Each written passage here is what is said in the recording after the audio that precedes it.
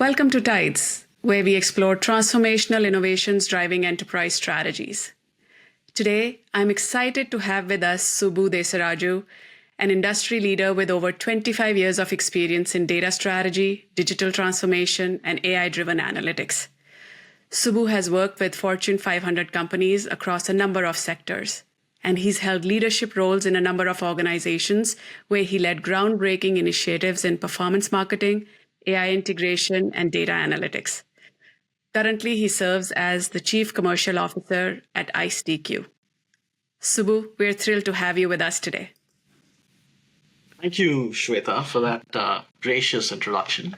I've always enjoyed and been inspired by our conversations, and especially conversations at the intersection of people, AI, innovation, and so it's an absolute pleasure to join you today. Fantastic. Maybe we can get started by having the audience get to know you a little bit. How did you get into the field of digital transformation, data analytics, and AI? And what drove your passion for this space? Yeah, no, it's a great question, Shweta. And I wish I had a thrilling story, a thrilling origin story. But to be completely candid, my journey has been somewhat conventional, right? Albeit with several valuable learnings along the way. I think I had an early passion for technology, and my passion for technology, essentially was nurtured by my parents, and I think they nurtured my curiosity.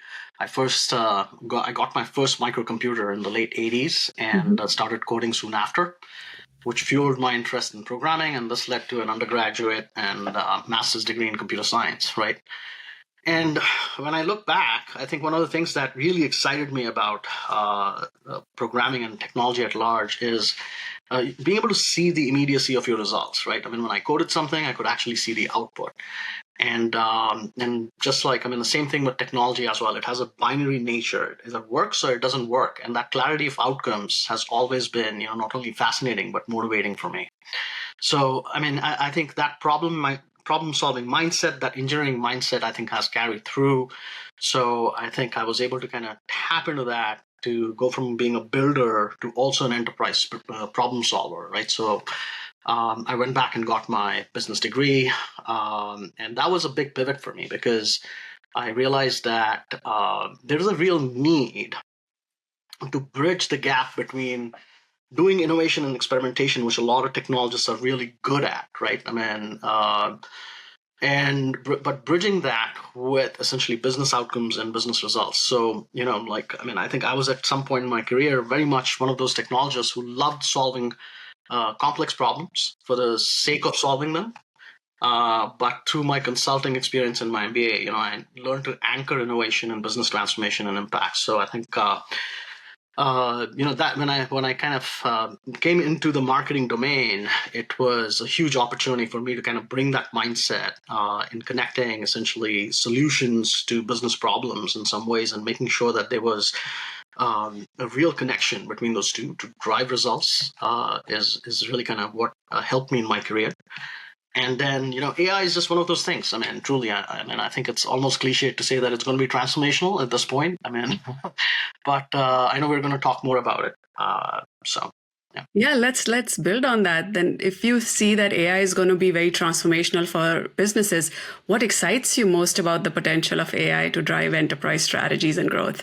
Yeah, like I said, first of all, to say that AI is going to be transformational is a bit cliched, right? I think fundamentally, like many other innovations, this is kind of, even before we kind of dive in to the business impact of AI, I think it's in some ways even more interesting to think about just the impact of AI at large. And I think like many other technical innovations, at the end of the day, I think AI will improve the quality of human life, just the human condition. And predominantly, I think, by changing the nature of work as we know it. And I think this is really relevant because if you think about work today, right, work is still largely defined by an industrial age concept, which is over 100 years old, which is the 8-hour shift, for example. And so I do think AI will unleash a new level of human productivity and give people, including enterprises, a lot of time back. And also disrupt that 8-hour working model.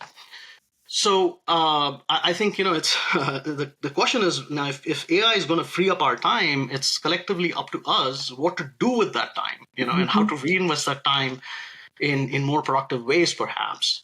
So that's, I think, one key way in which AI will transform, I think, humanity at large. And the second one is that I think it will augment human intelligence, right? And we were well on that path even before the commercialization of AI. And I think AI has been around long enough. I mean, for 4 decades actually, since well before I actually even got into my undergrad degree. But the thing is, I do think that the commercialization of AI will augment human intelligence. So first of all, the so-called internet is nothing but a extension of collective human intelligence, right? Memory and experiences powered by massive compute and storage technology, right? Is what the internet is really. So I think AI will empower us to tap into those collective sources of intelligence that we have now so well captured, very publicly. Yeah. And then whether that's within or outside an enterprise, I think it will fuel a new age of human cognition, intelligence, and creativity at the end of the day. Yeah, very well said. And how do you see, because AI is going to be to start with at least, as intelligent as the information that we feed in. So how do you see the role of data fitting into this equation for organizations specifically? Yeah, there's a very famous adage, Shveta, which is that it's garbage in, garbage out, right? So, look, I think the fallacy of assuming that AI will have all the answers is actually in assuming, right, that the data that's being fed to AI is actually accurate, representative, right, and is not biased. And I know you can talk about that, in a little bit more detail around just, I think, the biases in data as well as the ethical implications of actually, I think, leveraging AI with bad data, right? But even before we get into the ethical implications, I think data quality is still a fundamental problem, in fact. And it's interesting you raised that because I actually recently moved to a data quality and a data reliability product called iceDQ, which addresses this fundamental problem. It addresses the problem of data reliability in terms of accuracy, timeliness, and most importantly, consistency in being well represented, right? So I think that's all, and that's because I believe that data and data quality at the end of the day is foundational to AI, right? So you're absolutely right in pointing out the importance of data. But I do think that, with the right data sets, with reliable data, with unbiased data, I think AI can definitely have a massive impact on businesses and enterprises. Yeah, because I'm thinking that before the era of AI, and I'm now looking at it specifically from HR people lens, we were still trying to make decisions about people, but it was very, very manual process. Data was fragmented. How do we piece it together? Do you see with AI in the picture now, organizations that are ready to actually build on their people data layer? Are they getting into a place where now AI becomes like a decision enabler for them when it comes to people? Yeah, I think, look, from a people standpoint, as well as from a decision-making process, I think AI can, first of all, I think mine data at scale, right? And enhance data-driven insights. So and the thing about it is, historically, structured data, and I might get a bit technical for a second here, right? Structured data is fairly easy to actually analyze, right? But people predominantly generate unstructured information. And that is where I think when you kind of talk about people-based data, which is data that we all generate, right? It's incredible how much data we actually generate. It's almost like the exhaust fume of our lives. Today, when you are on the internet, when you're engaging with your digital devices, when you're within the enterprise exhibiting behaviors, right? There's a lot of people-based data that's being generated within the enterprise and then outside the enterprise as well. And actually, we all present, and this is just a fundamental fact, we all present professional personas in a professional environment, right, within the enterprise context. But there's so many signals about us that, I think, through the construct of privacy, you can kind of mine and connect to the signals that we are actually indicating within the enterprise. And I think that can be foundational in really creating a true picture of who the person is, who is, in many ways, what does our talent profile look like, right? And who are the people that are within our enterprise? So I think yes, I mean decision making, yes, but even foundationally recognizing, who are our employees? I mean, what do they want? I mean, what are their motivators? What are their drivers?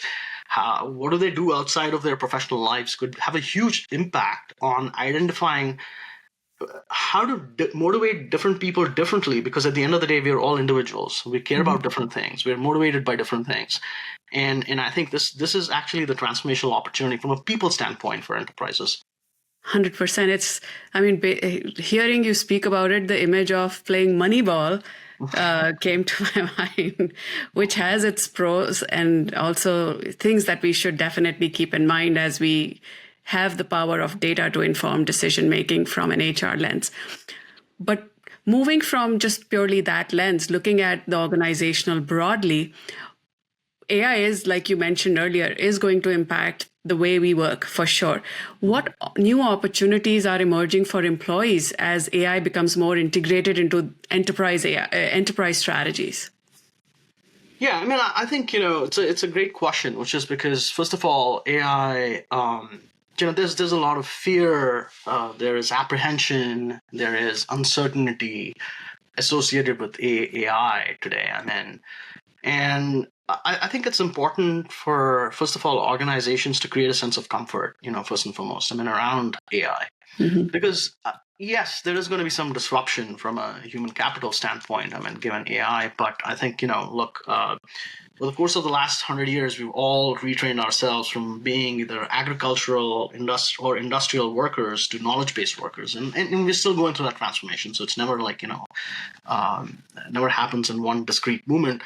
But I think helping assuage fears, apprehensions about, I think, the advent of AI and more importantly, the adoption of AI within enterprises for employees, I think is a critical first step that most employers should actually kind of think about. Because it's not about displacement of people. It's about essentially augmentation of capabilities and driving productivity at the end of the day. So I think if we start to talk about AI as a human enabler versus a human displacer, I think we'll have much more success just collectively, right? As leaders, as professionals, in driving the adoption of AI. Yeah.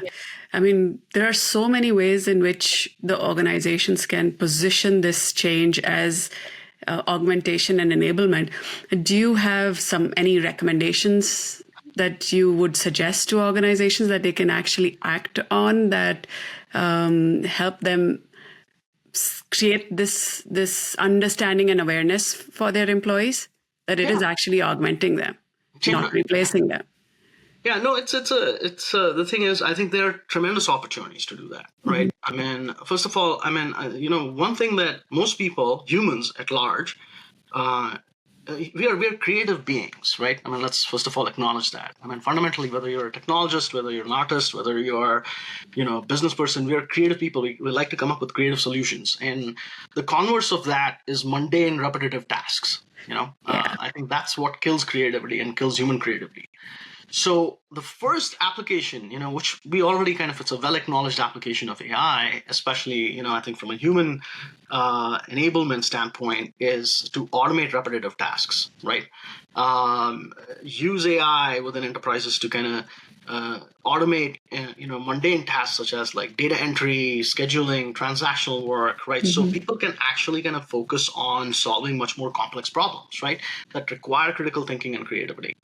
So for example, I mean, in finance, right? I mean, now AI-based systems are routinely used for bookkeeping and financial reporting, right? Yeah. Which allows even accountants who would be the last people you would account as account being a pun word there, but for being creative, so to speak, right? But it allows them to focus on strategic financial planning and advisory roles, right? Being much more creative in that sense, right? So I think that is, an easy win for enterprises to think about how do you actually enable your workforce, your talent to actually do less of what is redundant, repetitive, and really not creative and doesn't drive the problem-solving process, right? And focus human intelligence way more on the more creative aspects of complex problems, right? So that's number one. Number two is, I think we already talked about this, which is that there's so much data, right? And yeah, I think we all face this. When I say data, there's so many signals that come our way. I mean, on a daily basis. I mean, let's kind of just even put the data aside. Is we're being bombarded by information, and decision making is complex. Like actually going out, where do I want to go out for dinner this evening? I know is going to be a topic of conversation at 5 o'clock, right? And there'll be 4 different opinions and no decisions, for a good 60 minutes. So this is where, I think, just in terms of, I'm just using that as an extreme example and a human example as such, right? But I mean, now you manifest that into every, hour of the day where all of us are being bombarded with information. There's a plethora of information, and you have to make a decision fairly quickly. And that's the reality and the complexity of modern professional life. So I think, AI-based tools, I think, will get way better at, like I said, I mean, with the right signals, with the right data sets, in helping people and prompting people to make the right decisions, right? Giving options. Actually, we're good at making decisions when I have 3 options, when there when there are no options, it's really hard for me to pick a restaurant this evening or a takeout place, So give me 3 options. That's what I tell my family, So I need to bring some AI into that decision-making process. Yeah, who won't want a Jarvis? In their homes, 100%. But you made a really important point that yes, AI will play a bigger role in decision making. But when it comes especially to employees, how do you think organizations can navigate the data privacy and ethical concerns while maintaining trust in the AI systems? Because, I mean, yes, in personal lives, there's more room for us to kind of play with it. But when in an organizational context, this becomes a big conversation to have. Yeah.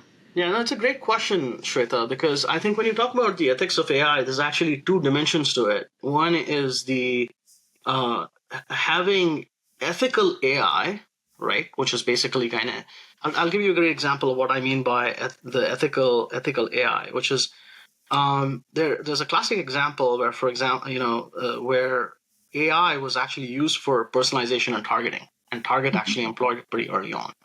They took digital signals and combined it with offline data about the person, like as I was saying before, and which is why privacy is so important in the space, right? But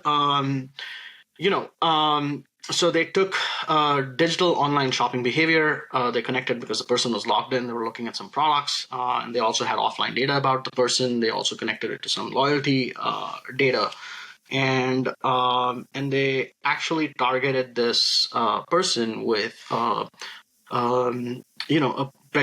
pregnancy detection kit, for example. Now, those ads online, the digital ads, started appearing because of the AI, because they found these signals, right, that she was looking for a certain kind of products, and they sent out these digital ads for a pregnancy detection, kit. And so happened the computer was also shared by her dad, and unfortunately, the person who was being targeted was underage. Okay, it was not legal.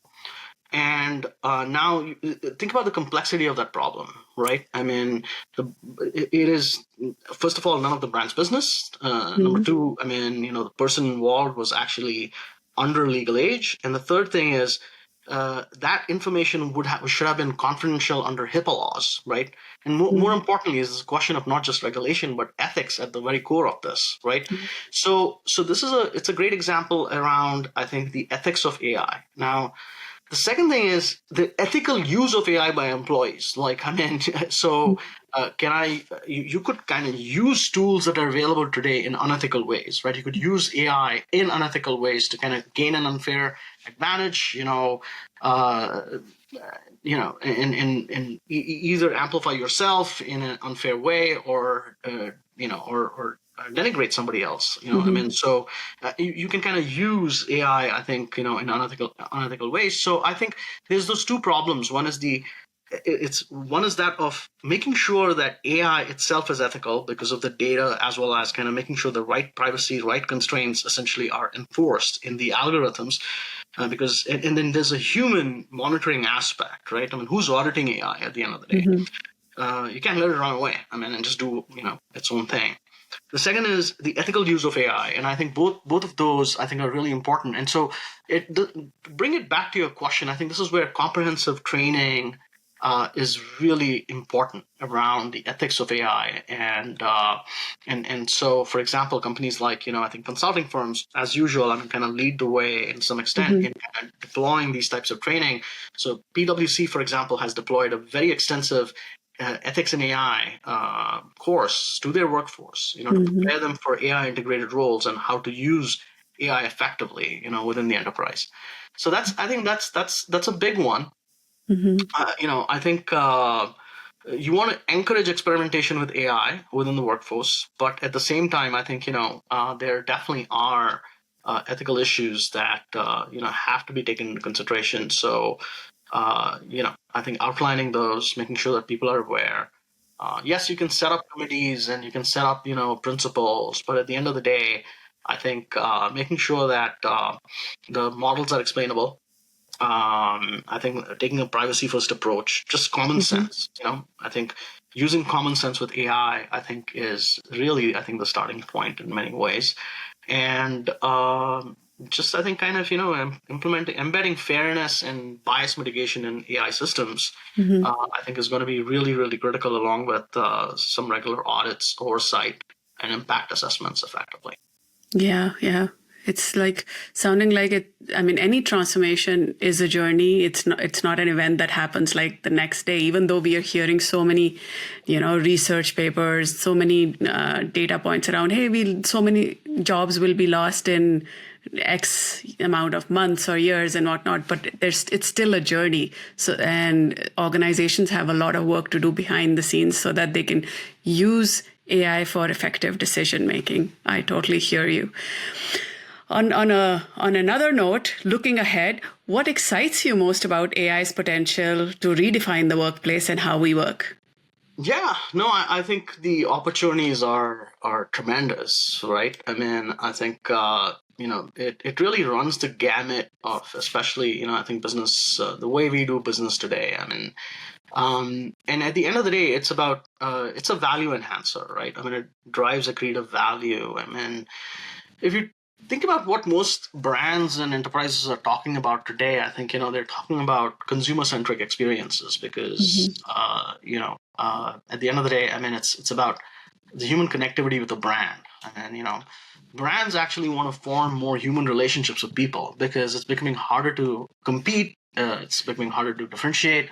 So it's really about helping brands or enterprises forge more human relationships with people. Now, there's several examples of this. Yes, I think the experiential piece is at the core of it. But I'll tell you, one of the biggest things that I expect as a human is I put a lot of value on responsiveness. When I call someone, if they pick up the phone, that actually kind of, is highly valuable, right? If I get a relevant response, that's highly valuable. Now, whether that's personal relationships or relationships with an enterprise or a brand, I think the same principles actually carry through. Now, the reality is, I'll tell you why most brands actually kind of suffer from a customer experience standpoint. It's actually that level of humanness and responsiveness. And this is where I think AI can truly be transformational, right? And we can kind of talk about things like, yes, I mean, the technology behind it and the fact that you can kind of get, the right message in the right time to the right person and yada, yada, yada. But it's actually the humanness of that interaction that I think will define things like customer experience, number one. Yes, I mean, you can go crazy algorithmic and kind of do a Netflix and a Spotify type algorithm, but actually I think it might be even more simpler, right? If you train an algorithm based on the 100,000 human interactions that customer service reps have had, with people, and learn from all of the bad behaviors that humans tend to exhibit, maybe we might actually be able to kind of, use AI in a much more creative way, right? Because we lack patience sometimes. We're human. I mean, we have human flaws. So in some ways, that's why I call AI as an augmentative tool or as a human enabler, because I think it can smooth out the edges, right? I mean, so you have a consistent persona as a brand. You have responsiveness. You have, empathy. In some ways, you can actually probably train AI to be empathetic, more empathetic than humans in certain instances, because we have moods and we have situations, and so I think this is where brands can truly differentiate themselves. I mean, I think that's one of the areas. That's one that's actually near and dear to me, because I have always worked at the cusp of like data, tech analytics, and customer experience in some respects. But if you think about it from a supply chain standpoint, if you think about it from a product innovation standpoint, I think, from a financial risk management standpoint, I think there's several areas in which AI can drive efficiencies, right? Mitigate the risk of human error, and as well as risk, fundamentally, right? And nothing works for people like prompts. I think what the benefit of human interaction actually is, and this is where, from a product development and innovation, more recently, in fact, I've been kind of looking at AI as a mechanism for me to think about new product ideas, new applications, right? It's serving as a substitute. Like, I'm still working remotely. Most of my product team is in Stanford in India. And sometimes I just need to bounce some ideas off someone. Yeah. So AI serves as a great prompt, to kind of serve up some ideas, and then I'm like, yeah, that's good, that's not good, So this is where, I mean, it's not an absolute answer, but you get some really good food for thought, which can prompt innovation, which can prompt ideas. So I think from an innovation standpoint, huge opportunity, and I think companies like Procter and Gamble are already starting to do this, which is they're tapping into their consumer data. Yes, predict trends and so on and so forth, but they're prompting, they're using AI to prompt ideas around what to develop, how to develop it, accelerate the release cycles, even, AI for testing. And we've done this in the marketing space, which is, utilizing AI to actually understand what's resonating with a person, right? I mean, which is when I'm connecting with you, when you see an ad, when you're interacting with a person or with content or with experiences, your face says a lot about, how you're feeling, so using facial recognition algorithms, right? And visual techniques, essentially, you can derive the emotion that somebody's going through as they're listening to some content, seeing the visual elements, and what the reaction to it is. And I think that's a huge opportunity, not just for marketing and advertising, but I think in general, right? I mean, even for customer experience, in many other areas. So yeah, I mean, I think the opportunities are boundless. Wow. It's just fascinating to hear your insight, and we can continue having this conversation for another hour. I have a question for you. So I'm assuming that because you mentioned using AI, ChatGPT, Gemini, whichever Gen AI model you're using, and we're just 2 years, less than 2 years, I would say, into Gen AI experience. Do you see your work life going back to a non-Gen AI support equation in your work environment? I mean, the simple answer is no. Why would I want that? Right? Why would I want that? Because look, like I said, I mean, this comes. We need to change our notion of work. But to do that, enterprises also, need to kind of change the notion of the human workday and how we measure productivity. Because look, all of us want to spend time doing the things we like. Work plays an important role in our lives. And if I can do the work I need to do in 4 hours versus 8, so be it, right? Yeah. Why am I being valued based on the 8-hour workday? Like I said, I really believe that that's something that we've carried, it's baggage we've carried from the industrial age, right? The reason that the 8-hour work shift exists because in manufacturing, you had to divide up 24 hours because if you don't run the plant, you're losing money. Yeah. So you had to divide up the day into shifts. And the best way to come up with something was like to do 3 8-hour shifts so you get a 24-hour cycle. Now, we've taken an industrial age concept to run the plant at maximum efficiency and are applying it to a knowledge-based economy, which I think is obtuse, right? Yeah. And now AI is disrupting things, yes, but we also need to kind of change how we think about people, productivity, and engagement. Because if we don't, we're not going to solve this problem. Yeah, yeah. It's unlike the digital transformation that we've seen or technology integration efforts we've seen in the past. It's not like teaching somebody how to use Microsoft Word to do their jobs, like it's just changing the nature of the work and how we do work. Very well said, Subu. As we wrap up, what's one piece of advice you would give to business leaders looking to adopt AI in a way that benefits both their organization and their workforce? I don't know if I'm qualified, honestly, to answer that question. Or what um, advice would you give to listeners who are listening and are on the cusp of AI and exploring and experimenting with AI? I hear you. And the reason I say that is, I've been a consultant in the past, and obviously I work with leaders and continue to do so. But I actually doubt if we, it's less advice and more, I think, thoughts, right? Because if you haven't done it, you can only give advice when you've been through something. I mean, you can't give advice, willy-nilly in some respects. So we haven't been through it, so it's hard to actually give tangible advice, right? Based on hard experience. So I think my thoughts are I think in many ways, I think to not apply old constructs, to a new model. Number one, right? I think.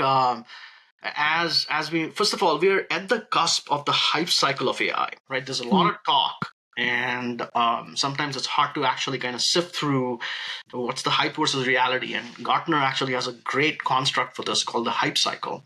So I think there's actually three key points in that hype cycle, which I love, because the first one is called the peak of inflated expectations, which is exactly where we are.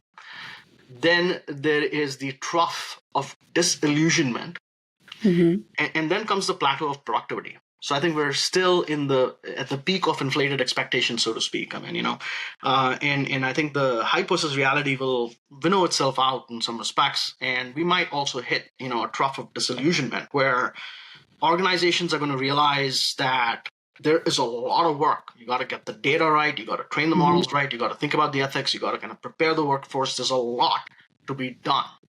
So I think the key is not to throw the baby out with the bathwater. When we hit that trough of disillusionment, and to be patient through that process, to keep investing, right? Regardless of the fact that we might hit a point, because we need to reach that plateau of productivity. And I think as AI matures, it will not only elevate how we work, I think it has the potential to kind of bring out the best in human potential by automating the mundane, by augmenting our capabilities and driving innovation, right? So I think a big part of that, is going to be experimentation, yes, but also embracing the need to invest, the need to, I think, rethink current ways of working, current models, and not applying the old, to the new, so to speak. And most importantly, I think investing in people, because I think upskilling is going to be key. Cultivating the right culture of human AI collaboration and creating the right synergy, I think, between people and machines, I think is the only way we are going to win in the future. Well said. Thank you so much, Subu, for joining us on TIDES today and sharing your expertise, perspective, and opinions. It's been a pleasure having you. Likewise, pleasure is all mine. And to our listeners, stay tuned for more episodes of TIDES, where we continue to explore the intersection of innovation and enterprise strategy. And if you enjoyed this episode, don't forget to subscribe and share in your network.